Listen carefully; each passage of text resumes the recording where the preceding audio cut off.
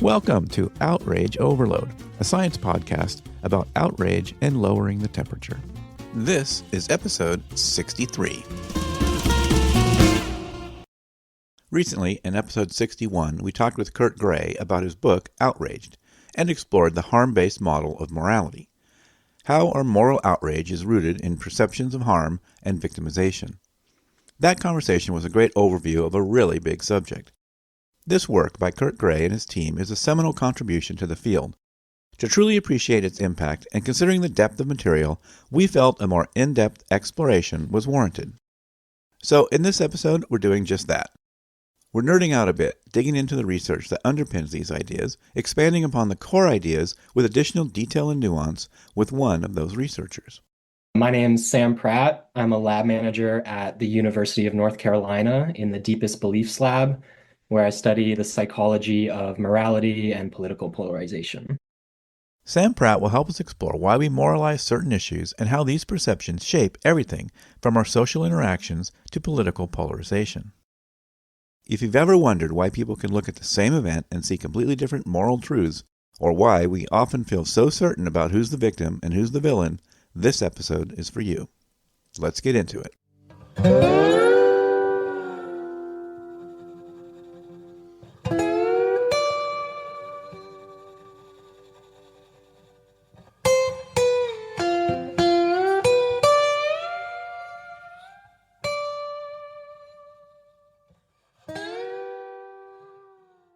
Samuel Pratt, thank you so much for making time to come on our program.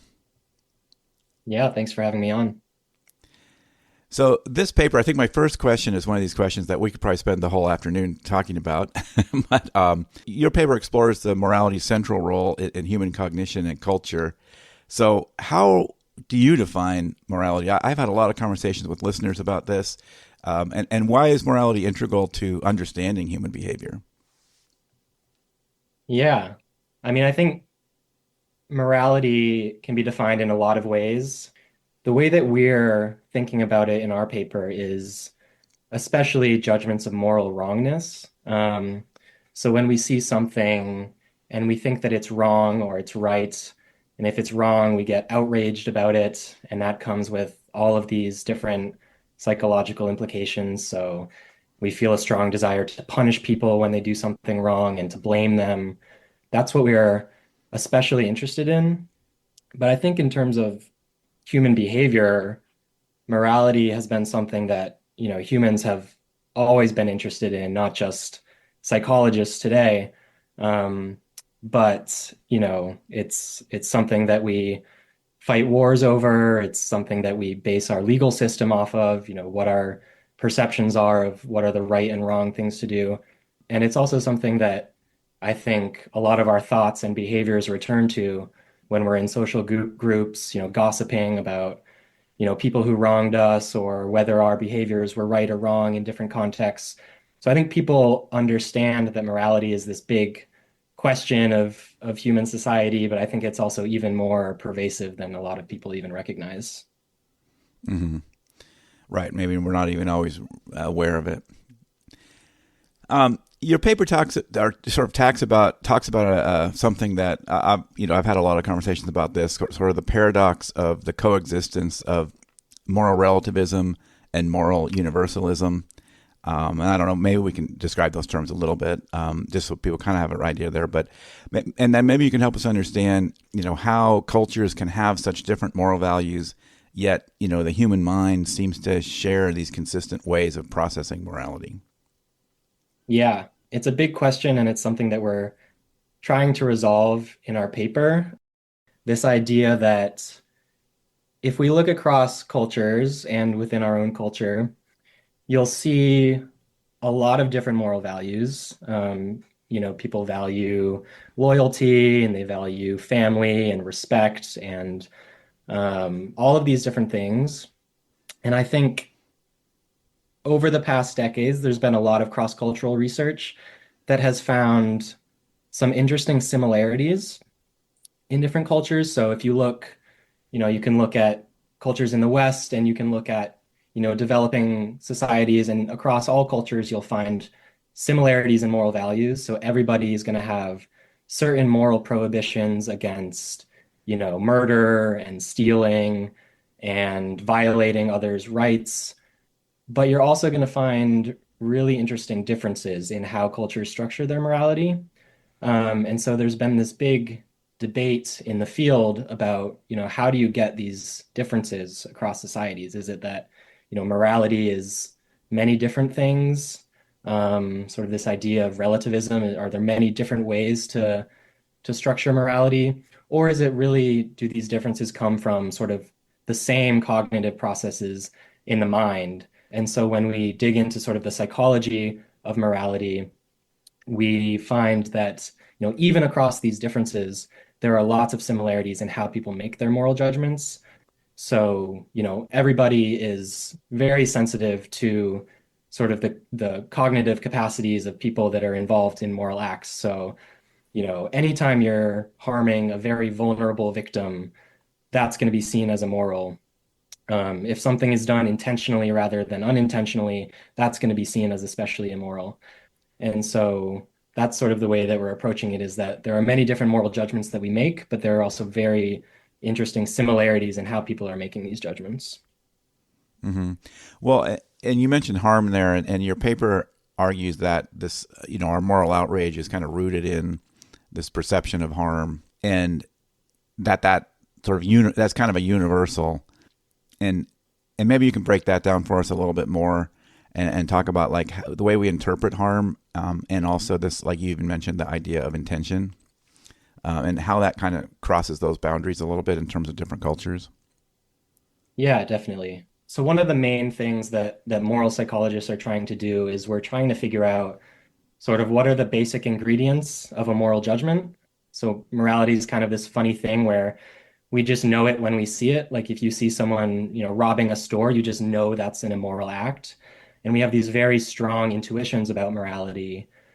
But then there's the question of, how do we know it? Like what's going on in our mind when we see something we just know, like, oh, that's immoral, and we get outraged. And so there are lots of different ways that we can sort of break morality into its different components and study it in the lab. And I can talk, about some of these different studies. But one of the big findings has been that across all of these, different immoral acts that we condemn, they all sort of follow this similar cognitive structure, which is an intentional agent causing harm or damage to a vulnerable victim. And so that's what I was alluding to with intentionality. But, a very easy way to break it down would be if you think about like the most prototypical immoral act, it would be, a very intentional person who's capable of thinking and planning, causing harm to a very vulnerable and defenseless victim. So you can even think about like a UFC fighter kicking a defenseless puppy. That's like a very just prototypical immoral act. And so the case that we're making in this paper is that the more something seems to resemble that sort of structure, whether it's, stealing or lying or cheating, the more immoral it's going to seem. Yeah, but it does seem like, I mean, I get that, but it does also seem like this is sort of subject to interpretation and teachings and values and things too, because once you sort of other that person, then they're sort of not seen as vulnerable, or they're somehow justified to do these harms. So how do you think that plays into it? Yeah, no, it's a great point. I think one of the important points is that so each of these components of morality, so the intentional agent, the act that they're actually doing, and the vulnerable patient, these are all subject to interpretation by the person perceiving the act. And this is actually, we think, and we make this case in the paper that this is why moral disagreement exists, even though all these immoral acts have this similar cognitive template. We're left to perceive, was this person intending that? How harmful actually is it for them to be doing this? How much can the receiver of the act suffer? And so when we look to, hot button moral disagreements, which I'm sure we'll talk more about, that's where we see a lot of differences in how people are perceiving an act. So we actually wrote a piece recently about the United Healthcare CEO and the reactions surrounding their murder. And what we see in the reactions to that event is that a lot of people are sort of who are outraged about it are emphasizing, the CEO's vulnerability. They're just like us. They can suffer. This is tragic. And then the people who are sort of, celebrating or not unsympathetic to it are sort of emphasizing, other victims that they have harmed, or, they're a powerful CEO. How much should we really feel sympathy for them? So there's a lot of differences in how people perceive even the same act. Yeah, there's a lot going on with that. I mean, that's an interesting topic right now, and I think and it's not so much the event itself, but yeah, it's all this reaction to it. That's really the big story to me.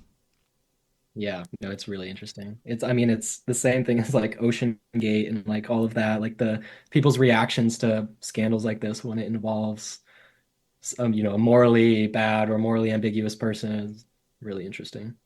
Yeah, yeah. I think people are struggling to feel like accountability, like they're not seeing accountability, and they now see something like this as the only way to get accountability, Yeah, I agree. which is kind of like this reverse of the who's being harmed thing. It's another definition of the who's being harmed, which is kind of me. I'm being harmed because I'm not seeing accountability, kind of thing. Yeah, exactly. No, that's like sort of the angle we take in our article is like, that's like one of the big questions is like if everybody's like condemning things based on harm, then like why are so many people happy about harm? Obviously we're happy when our enemies get harmed and all of that. And so I think we try to break it down into, people are focusing on all of the victims that he harmed, which makes him seem like a perpetrator and not a victim. And there's a lot of research showing that those perceptions are inversely related. So the more you think someone is evil and a perpetrator, the less you think they're capable of being a victim.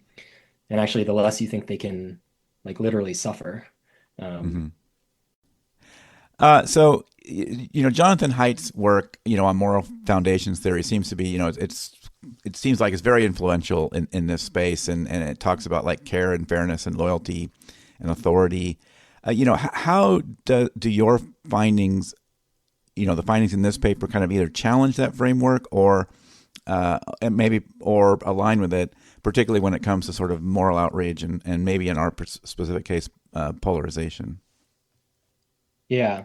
So moral foundations theory has been this really influential framework for understanding morality. It was proposed by the psychologist Jonathan Haidt and some of his collaborators in the early 2000s. And the idea is basically that there are five or six, or maybe even some more that have been more recently identified, foundations of morality that everybody structures their moral beliefs on. So the ones that are most commonly presented are harm, fairness, loyalty, authority, and purity. And in the original formulations, there are different evolutionary origins for each of these beliefs. So we all have moral intuitions against, harming other people. And there's a very obvious evolutionary logic to why we wouldn't want to harm each other. And, we get morally outraged when people, violate fairness, if we don't get our fair share of, resources. But basically, moral foundations theory pointed out, I think, a clear fact that there are lots of moral differences across cultures. And it was sort of an explanation of why this happens. So it proposed that, people in the West especially prioritize avoiding harm and being fair in their morality, but that maybe there are some other cultures that prioritize other values. And I think what moral foundations theory gets right is this sort of diversity of values across cultures.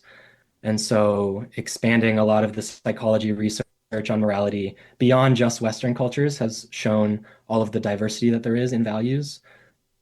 And I think that sort of where our paper fits into this is suggesting that even if there are these diverse values across cultures, there are actually a lot of similarities in how people are perceiving immoral acts and are making their judgments of immorality.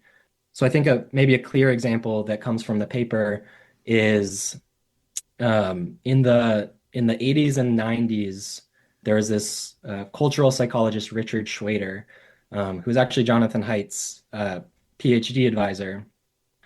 A lot of the psychology research at this point had been showing that perceptions of harm are very influential in our moral judgments.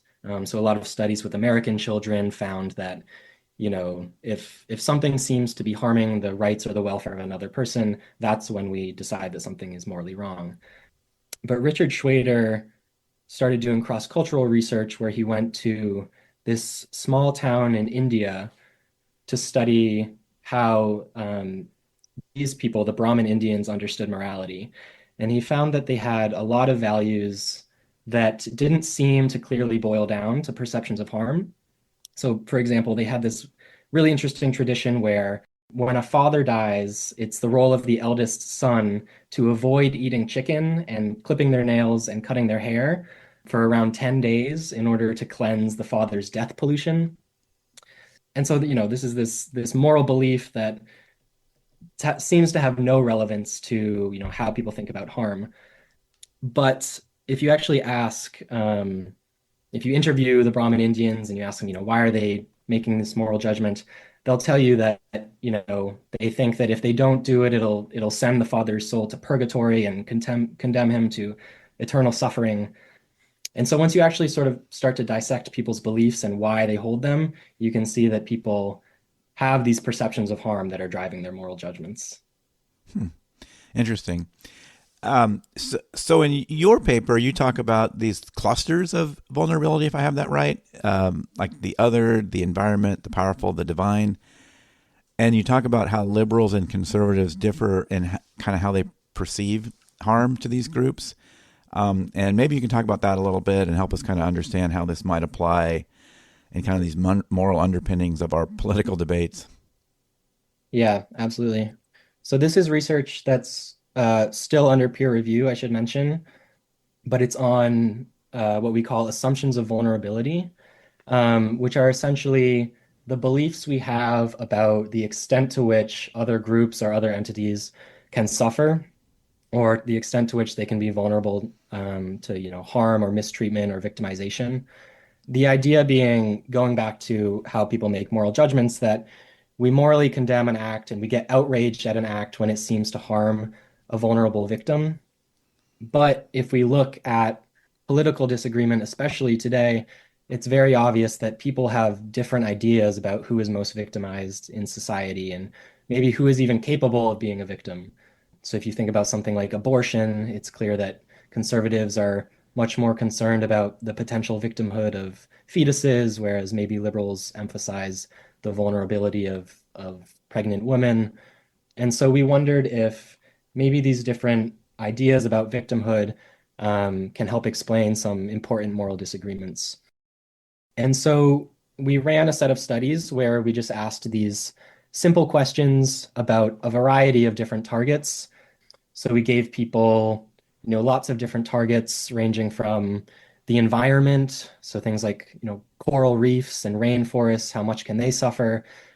The othered, which is, folks outside the traditional center of society, marginalized communities like transgender people or illegal immigrants, how much can they be, potential victims? The divine, so how much can sacred objects like the Bible or Jesus or God suffer? And then the powerful, so things like corporate leaders or state troopers. And we just had everybody across the political spectrum rate how much each target could be a victim of harm. And we found some really interesting political differences, such that people on the far left were much more likely to emphasize the vulnerability of the environment and the othered, so marginalized communities, whereas they discounted the vulnerability of the divine and the powerful. And then looking at the right, conservatives were much more likely to group all of those targets together. So they were more likely to say that, no matter who you are, everybody is more or less equally vulnerable to suffering. Hmm. Yeah, and the paper talks about how sort of our understanding of that these perceptions of harm is a path to maybe bridging some of these divides. So can we drill down on that a little bit? I mean, and maybe even think about some practical steps that we could maybe uncover and figure out how to bridge that divide a little bit and connect with these perceptions? Yeah, definitely. I think, one of the takeaways from this research is that we see these clear differences across politics, but the important thing is that everybody is making their moral judgments based on who they see as a victim. And so when you understand that, you can sort of understand why someone is disagreeing with you.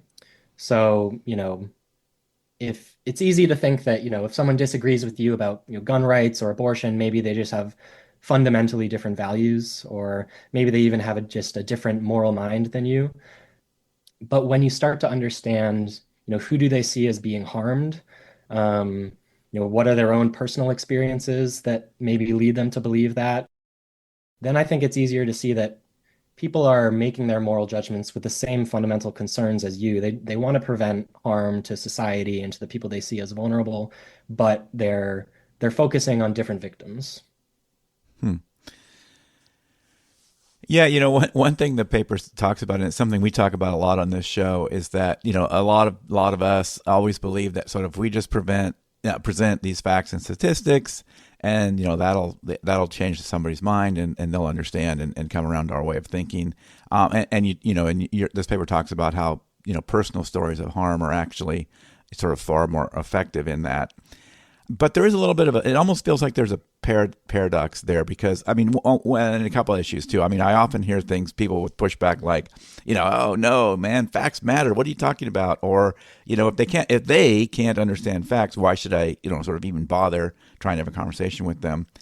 There's that side of it. And then there's also kind of this irony here, because we're presenting the fact that facts don't work, and maybe we should be telling stories.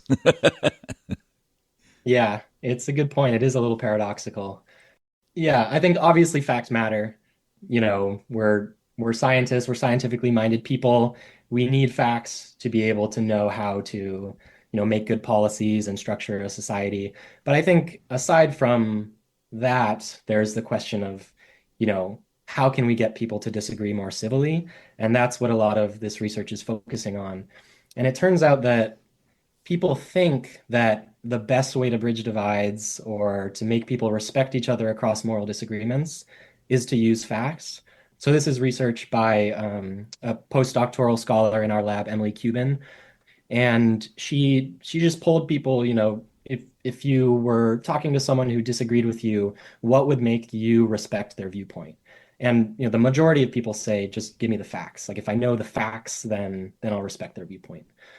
But it turns out when you put this to the test, that doesn't work very well. And maybe obviously so, because if you picture, two people disagreeing about a hot button issue, it seems unlikely that if they just lay out all the facts to each other, then they'll respect each other and come to an agreement.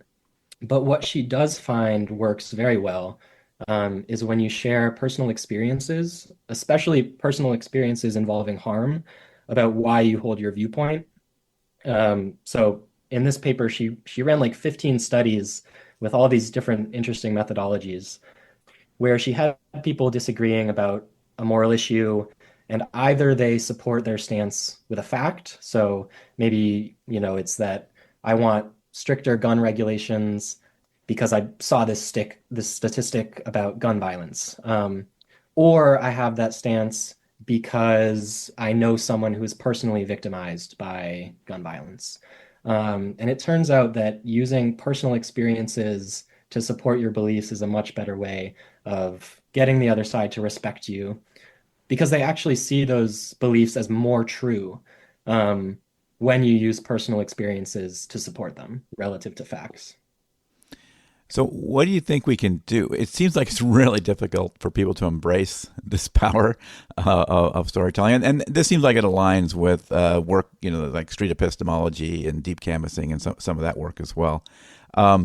And why do you think it's so hard for us to sort of embrace this, and we always fall back to, yeah, but look at this AP story. Yeah, it's difficult because I think there's definitely a negative stigma around personal stories. I think there's a very clear sentiment in politics that's facts don't care about your feelings, like we just need facts.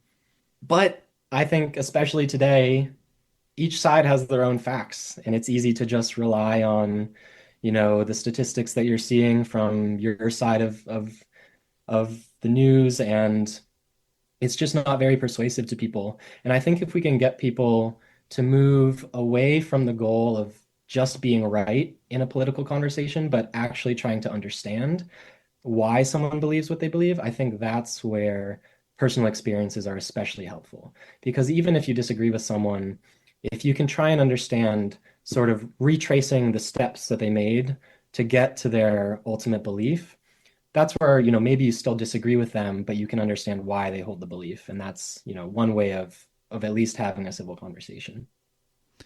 Right. I mean, we often talk here about the idea of, if you're just going to try to beat somebody up with facts, even if you win that, you lose because you really still don't understand why they think the way they think. Yeah, exactly.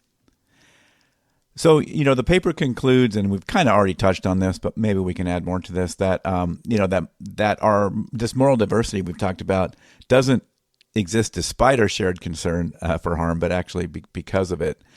And so how do you think, like, embracing this paradox that we're, sort of different and also fundamentally the same, how can that maybe help us move beyond polarization, do you think? Yeah.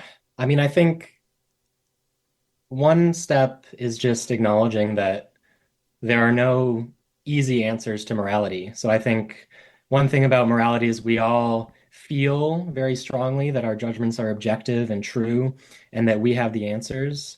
But I think recognizing that, reasonable people can disagree with us. And it's not that they just don't have the facts or they have, just fundamentally different values than us, but that there maybe actually could be right about some things or that they're just perceiving things differently than us. I think that's one way that we can start to understand the other side.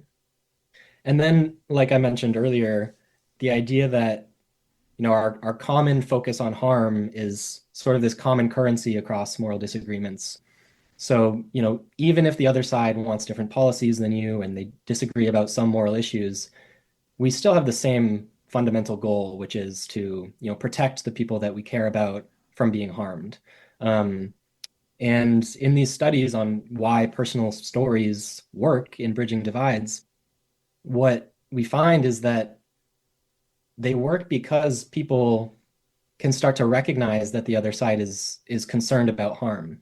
Because I think when we're just seeing that the other side disagrees, it's easy to think, oh, they're more focused on making sure everything comes crashing down or, harming our side. But starting to realize that they're actually authentically concerned about, protecting some victim that they see from being harmed, then we can have a lot more empathy and start to understand. Mm-hmm. Well, Sam Pratt, thanks so much for joining us today. Yeah, thanks so much for having me on. Enjoyed the conversation.